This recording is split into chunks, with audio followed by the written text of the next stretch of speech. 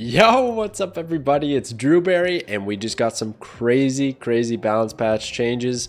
Long-awaited changes, am I right? But were they the ones that we wanted? Were enough cards changed? No cards were buffed. We're going to break it down, all the balance changes that happened in today's patch right here and right now. Now, unfortunately, I was at work when this was going down, so I was just like freaking out at work, and I wanted to get back as soon as possible to talk about these changes. There was a few other changes that were kind of big, but I've already covered those in a previous update that the Team Second Dinner talked about earlier in the week. So we're just going to cover the balance stuff because that was the coolest part of it, right? We got token shop changes and whatnot, but it's kind of small stuff. But these changes are huge. So let's talk about Aero. Oh my goodness. Rest in peace, Aero. Not quite. I actually still think this is going to be a decently viable card because the effect is still very strong, especially against those slow decks that look to like play one card a turn. Well, they're going to get wrecked because Aero is now a 5/8 and she's going to move the last enemy card played this turn to this location, different from before where she would move them all. So that gust of wind got nerfed pretty hard. It's only going to blow over one card. So now if you think your opponent's running an Aero deck, then you can just kind of plan for it, play like a wasp or something like that on as your last card, do everything else that you need to do before that, and then you should be fine, and your opponent kind of loses tempo by playing a 5/8 that moves over a wasp. Like, that's definitely not what they wanted to do.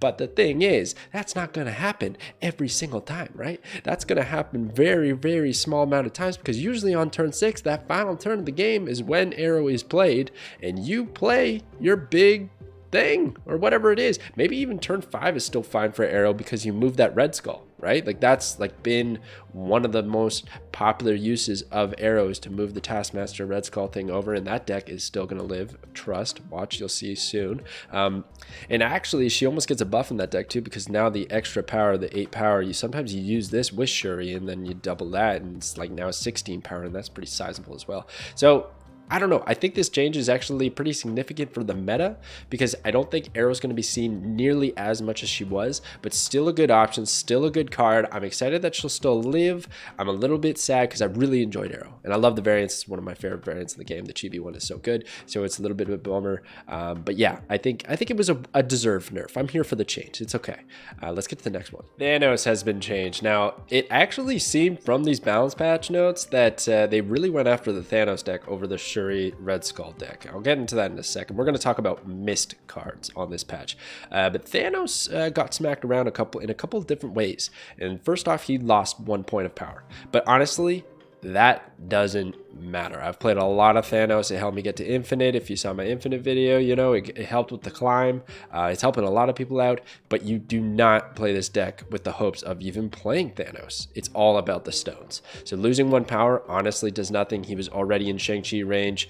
I don't see this making a difference at all to his viability, okay? But what did make a big change to his viability is he's got a sick animation now, and all the stones have their own separate animations. If you haven't seen it, it's epic. Definitely go out and try it out, or find somewhere online where it is, because it looks so good. I'm happy about that. But they did change one of his stones. So they changed the space stone. According to them, this was the most problematic one, and rightfully so, because the most popular deck list with Thanos is when you run Lockjaw with Leech. But as you're going to notice from these balance patches and these notes here, Leech wasn't hit. He dodged. He absolutely dodged all the nerfs, despite everybody craving a Leech nerf. So anyways, I don't know how you'll feel about that, but he got away with it. The space stone, however, did not. So before, you could move one card from the location where you played Space Stone away. You can move it elsewhere, right?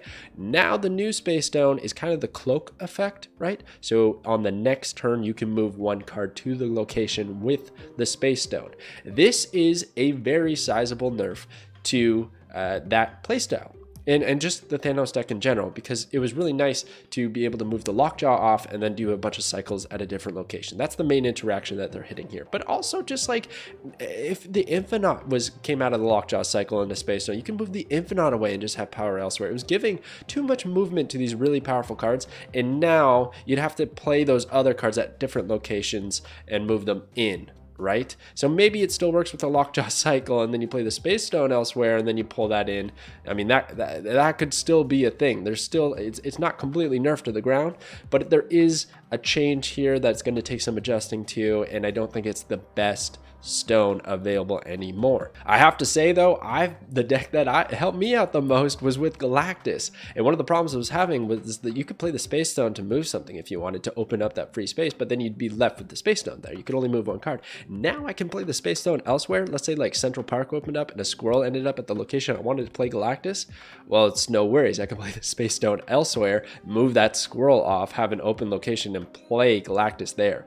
So with these changes to Thanos, I have to say my Thanos Destroy Galactus list, it actually kind of got buffed, or like at least like no change, and still very impactful in the meta. I'm pretty surprised. But there was one more bigger change. The absolute biggest hit to Thanos in this patch is right here on one of his companion cards. Quinjet, his sick ride, got absolutely nerfed. Well, I shouldn't say absolutely nerfed. Like, it's fine. Everyone's freaking out about this card as like the biggest nerf in the patch, and it absolutely does work on the Thanos list, right? Because you play Quinjet and then all your stones are free and you're playing them for insane amounts of value. Now it doesn't work because the stones are costing 1.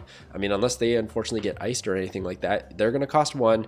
They won't get reduced from Quinjet. You are now no longer running Quinjet with Thanos. It's just the thing. They had an awkward breakup and they're not seeing each other anymore in any decks. And now Quinjet can still work in other decks. There was like the bounce deck with like Collector and the agents and stuff like that. Still works beautifully with those, right? Moon Girl as well. You could still use Moon Girl and get discounts. Now, of course, there's other things, like we could talk about the Hood getting indirectly nerfed, right? Because you put a demon to your hand and that used to get discounted and cost 0, and now the demon won't get discounted.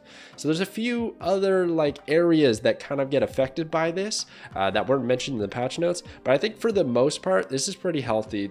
You know, like getting cost reduction in card games, I've said this so many times, but it's always ends up being the most powerful thing. It always just ends up at the top of the meta. So when you have something like this that can make things go to 0 because it has no limit, you know, that's why there's limits on Sarah, on Zabu, you know, and now we have it on Quinjet. It just makes sense. I'm actually pretty happy with this change to our little plain boy.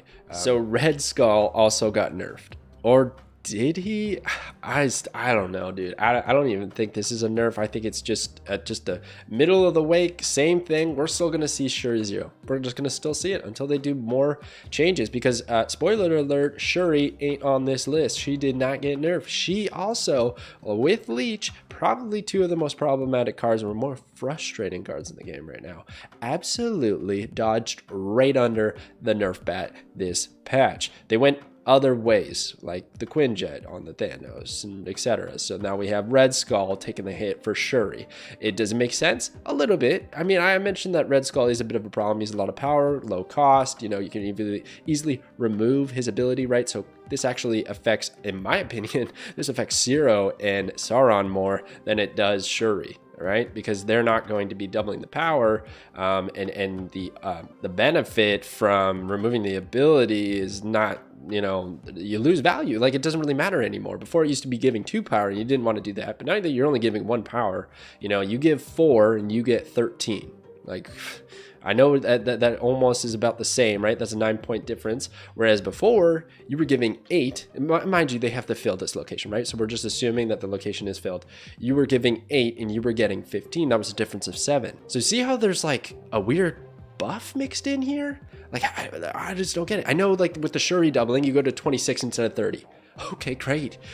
Maybe that'll make a difference every now and then. It's funny because I talked about this in my patch prediction video where I nerfed Shuri's power and Red Skull's power to have about an equivalent value of what they've done here. And everybody bashed me for it because they're like, that's not the problem. That won't do enough. And Team Second Dinner went ahead and did it anyways. It's just crazy. It's crazy. And I don't even agree with what I said there. I was just like, I think this is what they're going to do. And this is what they did. It's just how they approach balance. They take these little baby steps until they realize, like, oh, it's been 2 months. It's hell. Let's change it. And I feel like they were just setting themselves up for a bit of a failure, to be honest here, because I feel like you're just gonna have to come in with the nerf bat again and nerf something else. And now you did it in 2 phases when you could have probably just done it in 1. And maybe you could have mixed in some buffs, you know, buff some other cards, because unfortunately there's no buffs on this list. So I'm a little bit salty with this change and no buffs. I appreciate the changes though. Like, don't get me wrong, I'm here for, you know, all changes. This one just, you're taking away from his theme, you're hitting the wrong card in a weird way, and you're not even affecting the problem deck. So it just felt weird to me, okay? But there was a couple more changes. So SheHulk also got slightly nerfed. This one I welcome. I actually am totally fine with this. SheHulk was a bit of a problem, always a good card. You can include it in a lot of things. We have a card like America Chavez that, little fun fact, she used to be a 6'10" and got nerfed to 6'9" for similar reasons in that everybody was kind of using her, just really good value no matter what. So I feel like going to a 6'9" is totally fine. It's still a good amount of power for the cost you're probably going to end up playing this card at, and you still run it in a bunch of those decks. I don't think in that like infinite, you know, magic deck where you pass on turn 6 and play a bunch of stuff on 7, like you're gonna, you know, take out SheHulk because of the 1 power that you lost. Maybe over those, you know, Jubilee rolls or whatever, it's still gonna hurt a bit, but this is literally where this card needs to rest, because it needs to be able to be destroyed by Shang-Chi and have its own respective counter. And you can't really reduce the cost or change the cost of this card. You could make it more maybe, and then you'd have to have unspent energy to play it. But I think for the most part, this is SheHulk. She's going to be like this forever because it's just a perfect, you know, cost to power ratio for the effect. So this is SheHulk. I'm actually here for it. I like this change. All right, and lastly, we have changes to the way these cards are played out. So it's more mechanical changes, but it actually has a massive impact, in my opinion, on the meta. Possibly one of the biggest changes of this patch. Mostly I have Mystique highlighted here because I like her effect. I've been playing with this card. It hurts her, but really it's a Taskmaster nerf. That's what they're targeting for their Shuri Red Skull decks. So this is the real hit to those decks, okay? Not the Red Skull change. That didn't do a whole lot. Nothing really else on this list, but this one right here. So before, when you play Taskmaster, if a card was previously destroyed, you could still copy it. He would like reach into the graveyard of your deck, copy whatever power that card was, and have that power. If you doubled that Red Skull, he'd take that 60 power. It was fine. Now he won't reach back. He can't. He doesn't know the graveyard exists or whatever. So he's just going to look for the last card he played on the field. Now, one thing I want to test is what if that card was destroyed? Is he going to have nothing to read because that was the last card you played, but it got destroyed? Does it go to the card you previously played, or was it the one after? Like, I don't know exactly how that's going to play out, but for the most part, you can't do those crazy combos where I Shang-Chi your Red Skull and you copy it anyways. Like, that was kind of BS anyhow, right? So I think this is actually a pretty welcome change. Mystique is unfortunately getting hit as well, but it doesn't hurt her as much because you're not copying crazy power. You're copying an ability. And like, if it's Iron Man or anything like that, he probably didn't get destroyed, so you're probably okay. But every now and then, maybe this will hurt, this change. And Absorbing Man, it could hurt him as well, but again, I don't really know of an exact combination where Absorbing Man is copying a crazy power card, and I'm pretty sure this only affects destroyed. There could be things like shuffle if a card gets shuffled via lockjaw. I don't know which one it copies, so there might be a few nuances there, but for the most part, they literally made this change to affect the interaction with Taskmaster, Red Skull, Shuri when you get countered with Shang-Chi.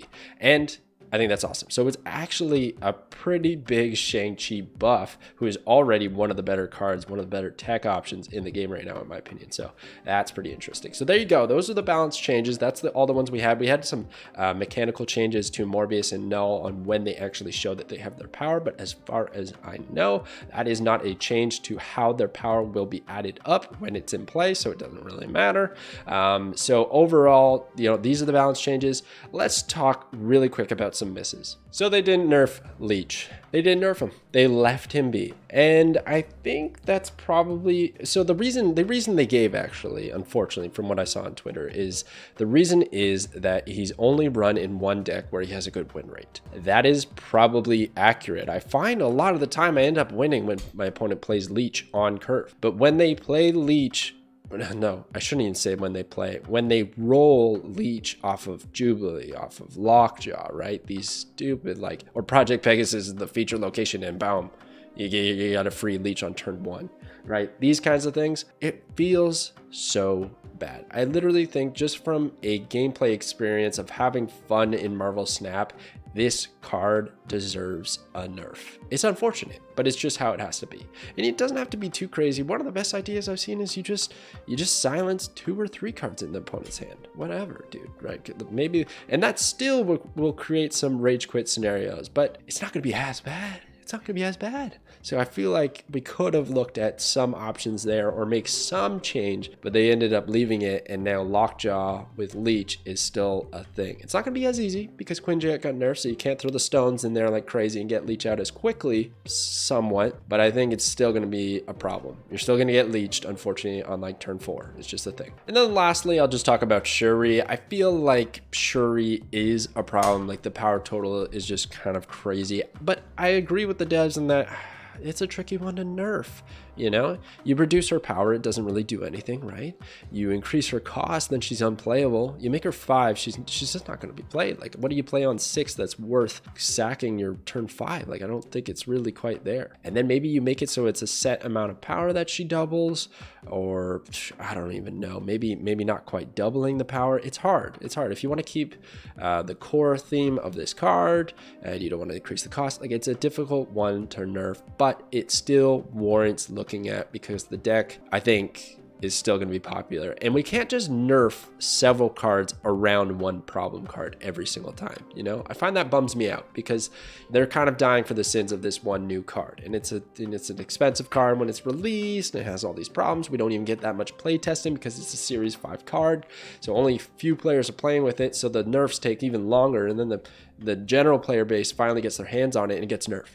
That sucks. Like this cycle that we have a little bit right now with the balance changes and the card releases and everything, it's a little bit too vicious. There's some fundamental changes that I think need to be had. But there you go. Let me know what you guys think about the balance changes below. Yo, definitely stay tuned. I cannot wait. I'm going to be doing, my next video is going to be coming out soon, I trust, in like an hour, about some Datamine cards that we got announced today. Holy smokes, I am so hyped. I think these are the most hype Datamine cards I have seen yet, so I will have that out for you guys soon. Thank you so much for watching, and I'll catch you next time. Soon.